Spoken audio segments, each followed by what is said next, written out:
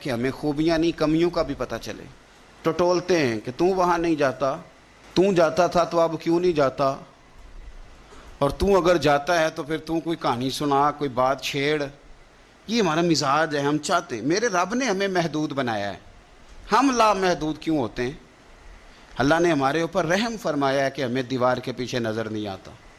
یہ اس نے کرم فرمایا. اگر ہمیں نظر آتا ہوتا تو کتنے پردے کھل جاتے، اور بہت ساری چیزیں جو پردوں میں رہنی چاہیے تھیں وہ پردوں میں نہ رہتی. یہ اس نے کرم فرمایا ہے کہ ہمیں دیوار کے پیچھے نہیں سنتا. اس کو کرم سمجھو، پردے نہ کھولو.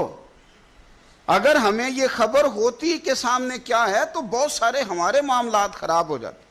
اس کا شکر ہے، اس کا کرم ہے. یہی بہتر ہے کہ پردوں میں وہ پردہ پوش رہے، اور وہ اگر پردے اٹھا دے تو کسے ہوش رہے. مہربانی کریں، آپ جو اللہ تعالیٰ نے ہمیں محدود بنایا تو لامحدود ہونے کی کوشش کیوں کرتے ہو؟